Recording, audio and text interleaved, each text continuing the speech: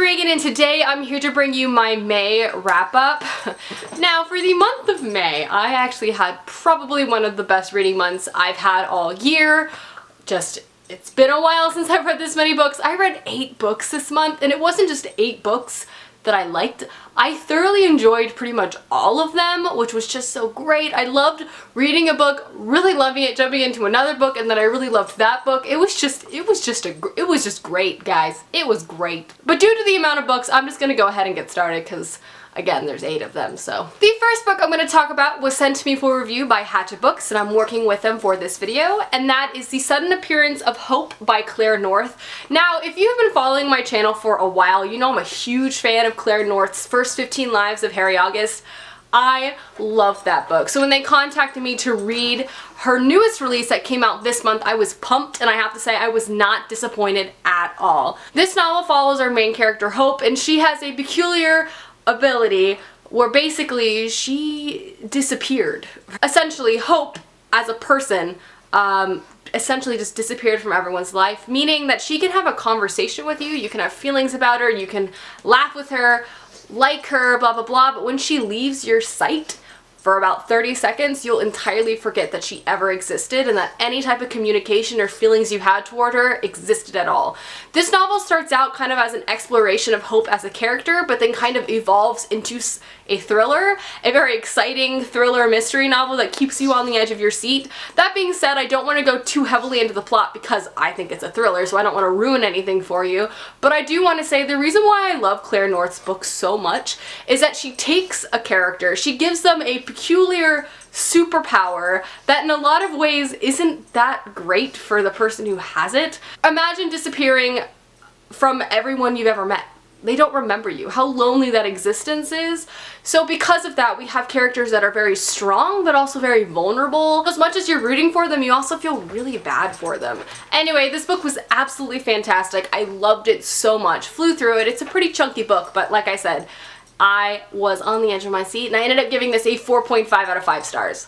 Would recommend. The next book I'm going to talk about I've already done a full review on, so I'm going to be brief, but that is Jenna / Finn by Hannah Moskowitz and Kat Helgeson. This book was so good. This novel is a contemporary novel following 2 girls who form a friendship online. They basically are part of the same fandom and they start communication for each other, and it just starts the story of love, friendship, commitment, and it's just honestly so great. As someone who exists very much online, it was just nice to see a friendship that is online can be very real. Real feelings are involved, and I know this story is really, really great. Again, if you want more information on my thoughts, I have a non-spoiler review. I gush about it for a while, so you can kind of get feelings on this, but again, this book is really, really great. If you like female friendship and contemporary, this is great. I ended up giving this a 4.5 out of 5 stars. And I read the Proustopia book club pick of the month, and that was The Hidden Oracle, book 1 of the Trials of Apollo series by Rick Riordan, and this month we are working with Disney Hyperion. This is the first book to Rick Riordan's new series following our main character Apollo. Basically, Zeus, Apollo's father, cast him out of Olympus and turned him into a teenage boy. Apollo has to figure out how to regain favor with his father, and it just involves a whole bunch of antics involving Camp Half-Blood, and we see a lot of our old favorite characters in this. I loved this book. I thought it was hilarious. I found Apollo to be a fantastic main character and had a great spectrum of sexuality and diversity, and just everything about this book was fantastic. This is why I love Rick Riordan as seen in this book. It's always a pleasure to read his novels. I have a great time. I will say this does minorly spoil the Heroes of Olympus series, so if you're interested in reading that, I would wait to read this till after you finish that, but I loved it. 4.5 out of 5 stars. Noticing now, I've given a lot of books 4.5 out of 5 stars. Now we are heading to the books that I read on vacation. Basically, I went on vacation and got super sick, so all I did was read, which, you know, in a lot of ways, ain't that bad. So the next book I read was A Court of Mist and Fury by Sarah J. Maas. Now this book, as I mentioned in my book haul, completely took me by surprise. I read A Court of Thorns and Roses, the first book to this series last year. I enjoyed it, but honestly as time passed, I wasn't really obsessed with it. I wasn't even anticipating this book that much at all, but I picked it up because I heard good things around the internet. It's very highly reviewed, and I was like, yeah, I'll give it a try. I read it, and holy crap, this book was amazing. This sophomore attempt to this series was just so fantastic. It had such amazing character growth. Oh my god.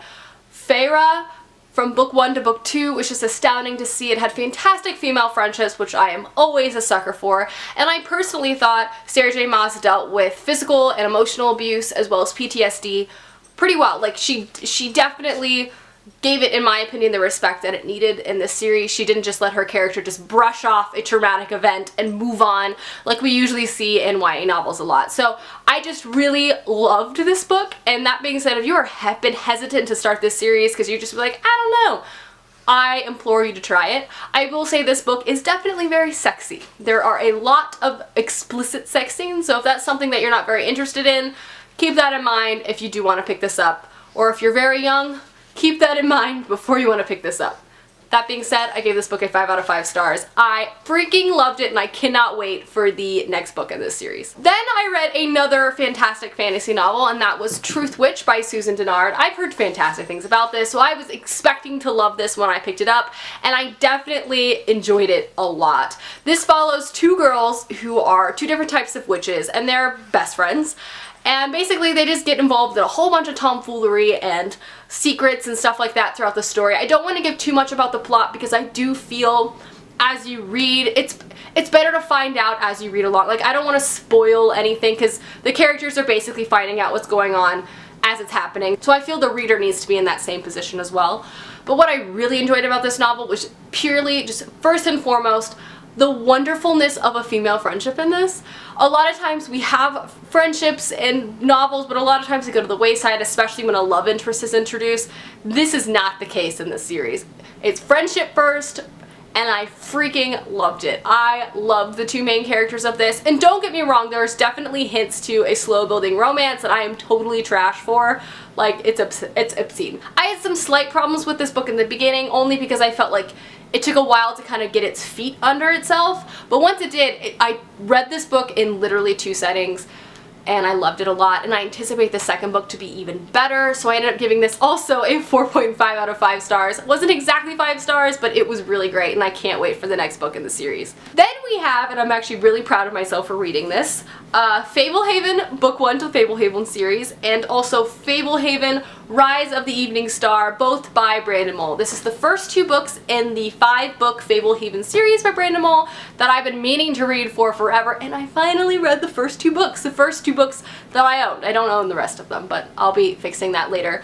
But this is a middle grade series following 2 siblings, and they go and stay with their grandfather for a period of time over the summer, and they realize that their grandfather lives on a property, and he's kind of the caretaker to all these magical creatures.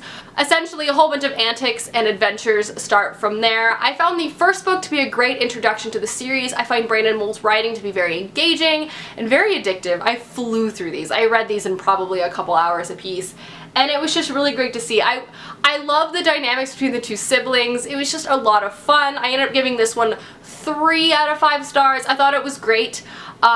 But it had some flaws which I felt were fixed a lot going into the second book. This book was a little more complex, the plot was a little more engaging, and it definitely pulled me in as a sequel, and it set up very nicely the rest of the books of the series. It seems to be a lot of drama heading their way in Fablehaven, and I ended up giving this one a 4 out of 5 stars. So this series, I feel like it's just going to progressively get better as I go on. If you like middle grade and you like adventure, I highly recommend them. They're a lot of fun, and I don't know, I like middle grade. And the last book I read this month was probably my least favorite book of the month, unfortunately, and that was Wildler by Catherine Rundell. This book is a middle grade story following a young girl who lives in the Russian wilderness with her mother, where they make wolves wild again. They basically release wolves back into the wild and help them be able to function in the wild again. I found the story to be interesting, fast-paced, it's very short, but ultimately I found the plot to be just sort of okay. I kind of was waiting for it to end, to be completely honest with you. I found it to be a good story.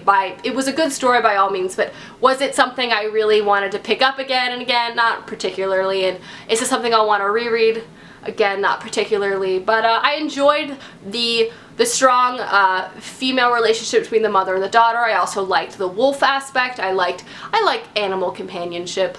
But again, it was just alright for me, and I'm giving this like a 3 out of 5 stars, 2.5 out of 5 stars. It was aight. Alrighty guys, those are all the books I read in the month of May. I know this video was probably pretty long, but then again, I read a lot of books. Let me know down below some of the books you really enjoyed reading this month. I would love to know, and I will see you guys soon with another video soon. Goodbye!